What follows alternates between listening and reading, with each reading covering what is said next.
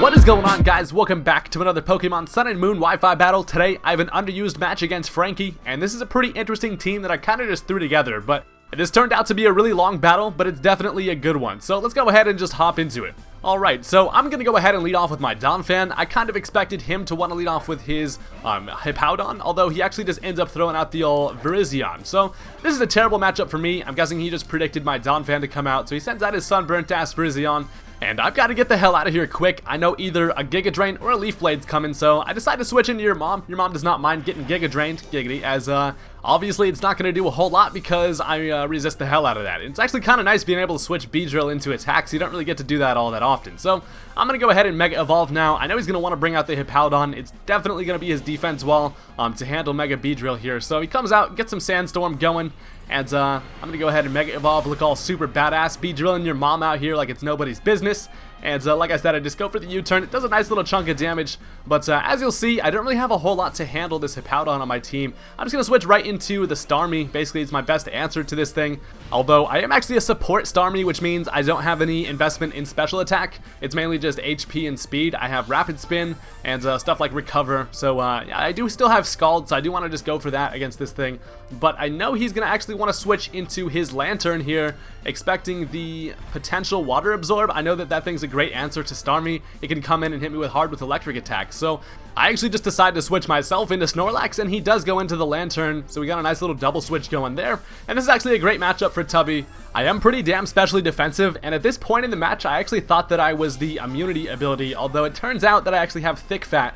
So I'm staying in here thinking that this guy's going to go for a Toxic and it's not going to work because I have immunity, although it does work, and I'm just Thick Fat. I guess that makes sense as to why this one's Tubby. I grabbed the wrong one from my box, so that really kind of sucks. I decided to go for a Curse here, figuring that this Lantern really can't hurt me, and there's no reason why I can't just set up some Curses and even be able to do some solid damage on that Hippowdon, which is his best defense mon against Tubby here. So that's kind of annoying. I now have Poison and this freaking Sandstorm's coming by and hit me right in the eyes. I forgot my goggles and shit. Just a bad time out here being paralyzed, but I do still have some leftovers, so that's some good news. Also, the Snorlax does have rest, so if I get to low HP, I know that I can fall back on that, although I'm not Chesto Berry, as you saw with the leftovers. So he's just going to go ahead and Volt Switch. He doesn't really have anything that he can do to me, plus he doesn't want to take an Earthquake, which this Snorlax is carrying. So I decided to actually just go for the Body Slam, expecting a switch, trying to get a little bit of Para-Hacks.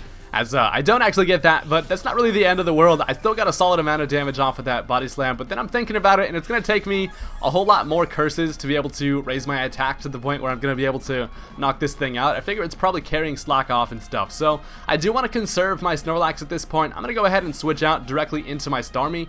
I'm actually expecting him to go for Stealth Rock here, so I get a free kind of switch in, as he does actually go for the Stealth Rock, which is kind of nice, although it means that Beedrill and stuff is going to be taking a lot more damage upon switching in, so I do have the matchup here perfectly, although he has a lot of answers to be able to switch into my Starmie, including the Lantern. He also has a Mega Blastoise, so he actually is going to switch into the Blastoise here as I go for a nice little Rapid Spin, expecting the switch. Scald would not have done a whole lot there, and luckily I am able to get rid of them Pointed Stones. So I do have to switch out here. Unfortunately, this Starmie does not have Thunderbolts, which would have been really nice in this situation, but I'm just going to switch right into Wildcat here as he's going to go ahead and Mega Evolve, and I'm expecting the Dark Pulse. So I didn't want Starmie to take that. Rick is really useful to keep around at this point in the match simply because it's my best answer to the Hippowdon.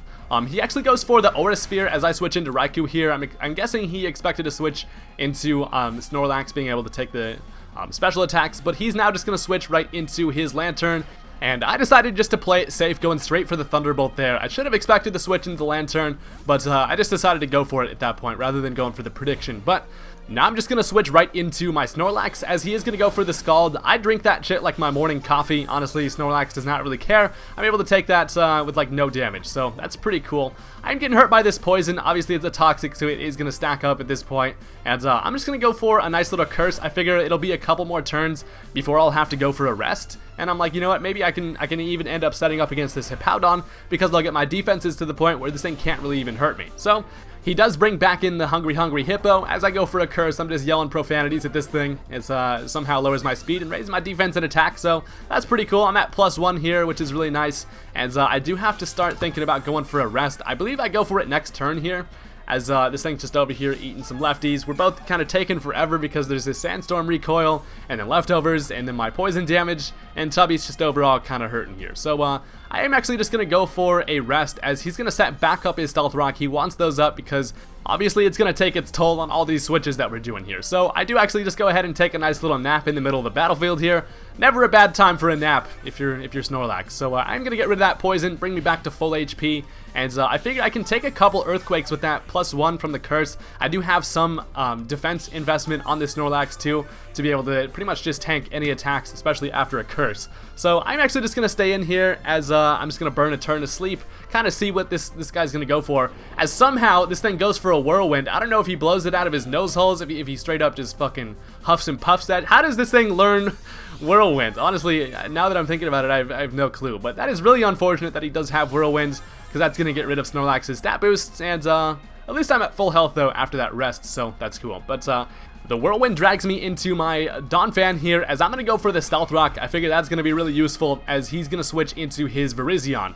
So Donphan doesn't really want anything to do with this matchup, and I don't want to switch into Beedrill this time again just because he saw that already. So I decided to actually switch into my Chandelure, as he's going to switch himself, and he goes right into the Lantern. So I don't know if he was expecting me to go into the Chandelure or what, but he actually makes a really nice play there, and he does get the matchup here. And the bad news about this is I don't really have anything to switch into, or nothing that really wants to. He will get some type of momentum, either if he goes for the Volt Switch, even if he just goes right for the Scald on a switch in. So I kind of just decide, fuck all the switching, I'm actually just going to stay in here and go for an Energy Ball. I'm a Choice Scarfed Chandelure, as the Energy Ball is looking like it could be a potential 2-hit KO here. He goes for the Scald. I knew I could take at least one of them, which is why I stayed in here, as I am going to go for another Energy Ball, and just kind of cross my fingers that it might be able to kill here. So I throw some balls of energy at this thing's face, and unfortunately he leaves it with like 5 HP, which then allows him to go for a Volt Switch to take me out. But the Volt Switch is actually kind of good news, because he is going to knock out my Chandelure, but he's going to have to go into something, and then I can bring in a matchup which would work out for me. So he goes into the Hungry Hippo again. This thing's still looking pretty damn solid with health-wise, and he's going to bring out some more freaking sand, which is really annoying, honestly. His team's not really a Sandstorm team, but it still does kind of benefit this Hippowdon when it's out. But I'm just going to bring out my Starboy, and I'm ready to throw some hot water at some shit. I know he's probably going to want to switch out here, but that's fine by me. I decided to just go for the obvious play, as he's going to switch right into his Dead Lantern, basically just for death fodder, and then be able to bring in something against my Starmie. So that kind of sucks. I just scalded the air there, and I'm just getting hurt by some Sandstorm. So at this point, he has a free matchup to bring in against my Starmie, but I do want to still keep this thing around, because Starmie's just all around a really useful guy to have. So he's going to go right back into the Mega Blastoise. This is the one thing that I really do have trouble with. The only answer to it is really my Raikou, although he has a lot of answers to switch into Raikou, so it's kind of hard working around these walls. But I'm actually just going to go right into Blastoise, or I'm going to go into Tubby, as I know he does have the Aura Sphere, but honestly, I don't really care. I need to be able to have some death fodder and then try to do something against this Blastoise. So Tubby's out here eating some leftovers like he does best, and sleeping at the same time. Eating and sleeping.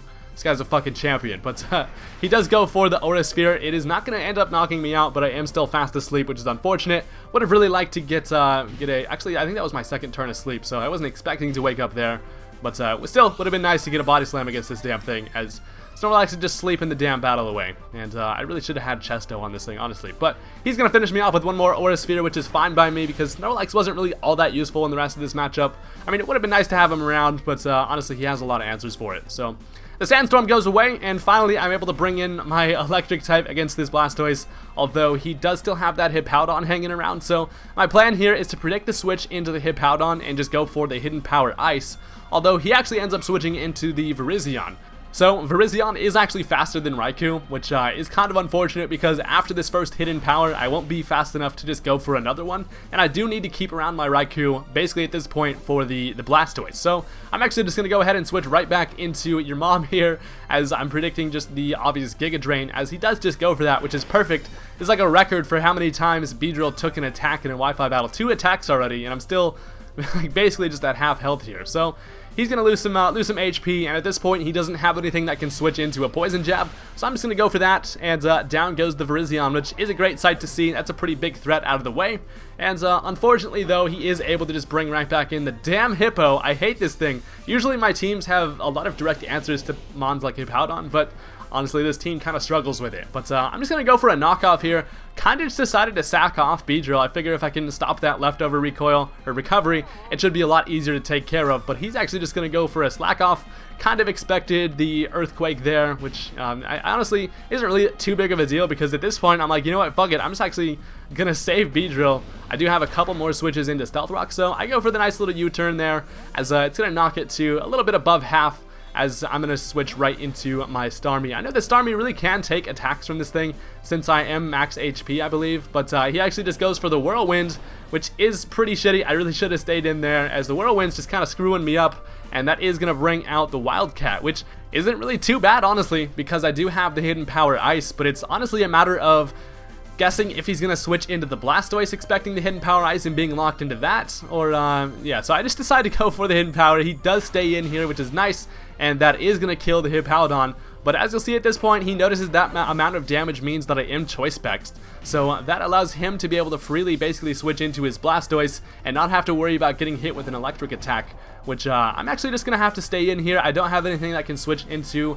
a Mega Blastoise attack, so I just decided to go for the Hidden Power yet again. I really wish I was Life Orb, but yeah, the Hidden Power is going to do a little bit of chunk damage. Honestly, I just need to whittle this thing down to the point where like Starmie or Beedrill can handle it. So he does go for the Rapid Spin, which actually was a super clutch play. He's going to get rid of the Stealth Rock there, and I'm actually going to die to the Sandstorm recoil. So that's kind of unfortunate, as he's going to get hurt by the Sandstorm as well, and this is going to allow me to bring in my Beedrill. So I bring this thing in, and actually turns out I can only take one more Stealth Rock switch in, so that's kind of sucks, as I'm actually just going to go for the Poison Jab. There's no reason to U-turn because I just come in and die to the Stealth Rock, so I go for the Poison Jab as he decides to sack off his Crabominable, which you never see these things at all. I was honestly kind of stoked to see what this thing was going to go for.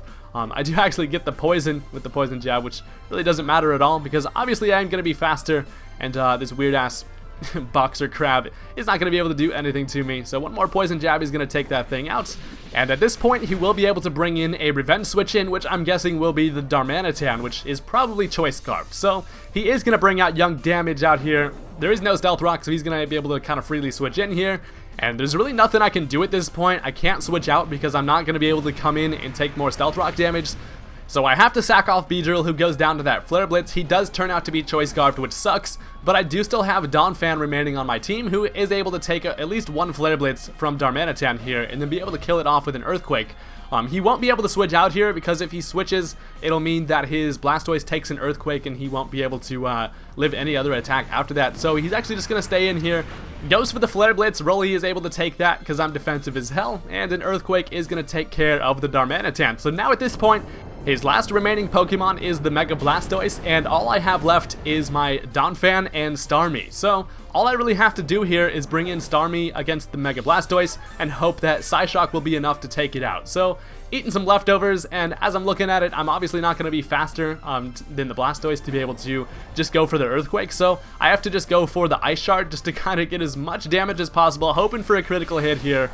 The Ice Shard, obviously not going to do a whole lot, but it does a nice little chunk there, as he is able to throw a nice little Scald at me, and down goes the Donphan. So now it all comes down to the final matchup. I gotta bring out Rick and just hope that I have enough damage with Psyshock to be able to take this thing out. So obviously I am gonna be faster. Rick comes out ready to kill some shit, ready to go, and I fire off the Psyshock, and check this out. He is actually able to live it with like 10 HP, which allows him to fire off a Dark Pulse, and that is going to take care of my Starmie. So that is really unfortunate. I really wish I would have had an offensive Starmie at that point. I would have won the match. Also, had he not Rapid Spinned, he would have had to switch in that Blastoise, taking Stealth Rock damage, which would have allowed that Psyshock to kill. So there's a lot of crucial plays in that match. I definitely messed up, but honestly, I thought that was a really good match, and I was having some fun with Underused. So thank you guys for watching. As always, go ahead and hit that like button on this video, and don't forget to subscribe for some more Wi-Fi battles. Also, I'd just like to apologize for the kind of lack of videos lately. I've been really busy. I'm trying my best to get good matches for you guys to upload. But yeah, thank you guys for sticking around. The support on the recent videos have been awesome. Just wanted to say I appreciate all of you guys. Peace out. And there may or may not be a Nuzlocke coming next month.